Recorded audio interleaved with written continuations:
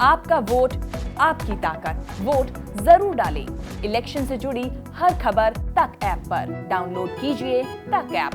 नमस्ते, मैं अविचल दुबे। न्यूज़ तक को आप नए रंग रूप में देख रहे हैं, लेकिन रौनक वही है, एक्सप्लेन करने का तरीका वही है जैसे आप लगातार पसंद करते आ रहे हैं। देश की सबसे बड़ी इंश्योरेंस कंपनी LIC, उसका IPO आने जा रहा है।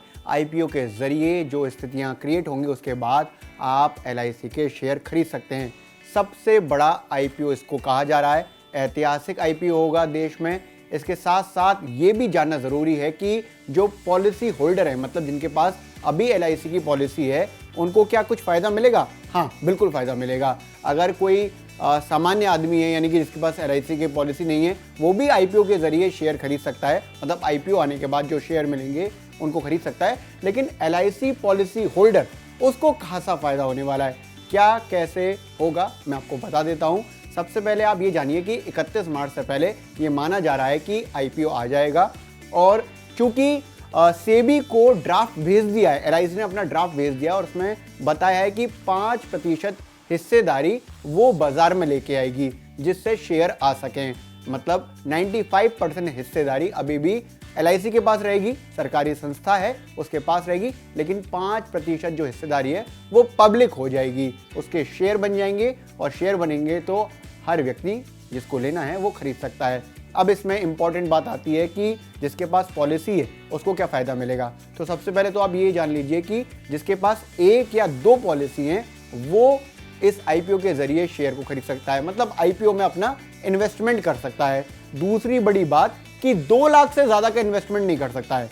ये एक इंपॉर्टेंट बात है कि ऐसा नहीं है कि बहुत ज़्यादा इन्वेस्टमेंट कर ले, नहीं, 2 लाख एक लिमिट रखी गई है, उससे ज़्यादा का इन्वेस्टमेंट IPO में नहीं कर सकता है। अब एक इंपॉर्टेंट बात, इसको समझना बेहद ज़रूरी है कि जो भी पॉलिसी होल्डर है, यदि उसको IPO में इन्वेस्टमेंट करना है तो उसके पास अपना डीमैट अकाउंट होना चाहिए। ऐसा नहीं है कि कई बार पॉलिसी में नॉमिनी बना देते हैं, पति पत्नी को नॉमिनी बना देता है, पत्नी पति को नॉमिनी बना देते हैं, या फिर किसी भी रिश्तेदार को बना देते हैं। ऐसा नहीं चल पाएगा। आपका खुद का डीमैट अकाउंट होना चाहिए। अगर यदि आप पॉलिसी होल्डर हैं और आपको IPO में इन्वेस्टमेंट करना है तो आपका खुद का डीमैट अकाउंट होगा, तभी ये चल पाएगा। 2 लाख तक का इन्वेस्टमेंट हो पाएगा, ये मैंने आपको बता ही दिया।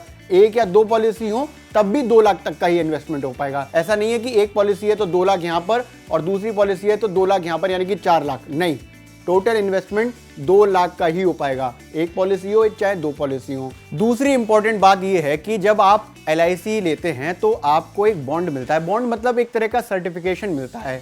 इसलिए ये बात क्लियर कर दी है LIC ने कि जिनको 13 फरवरी से पहले ये सर्टिफिकेशन मिल गया है, यानी कि 13 फरवरी के बाद जिन्होंने LIC ली है, उनको ये सुविधा नहीं मिलेगी कि वो LIC होल्डर होकर IPO में अपना इन्वेस्टमेंट कर पाएं। वैसे कर सकते हैं आसानी से, लेकिन जो फ़ायदे मिलने वाले हैं LIC पॉलिसी होल्डर को वो नहीं मिलेंगे। इसलिए ज़रूरी है कि आपके पास वो बॉन्ड पत्र होना चाहिए जिसके ज़रिए आप IPO में इन्वेस्टमेंट कर रहे हैं। तीसरी ज़रूरी बात, ये सब ज़रूरी बात आप चाहें तो नोट डाउन कर लीजिए क्योंकि बहुत काम आने वाली हैं।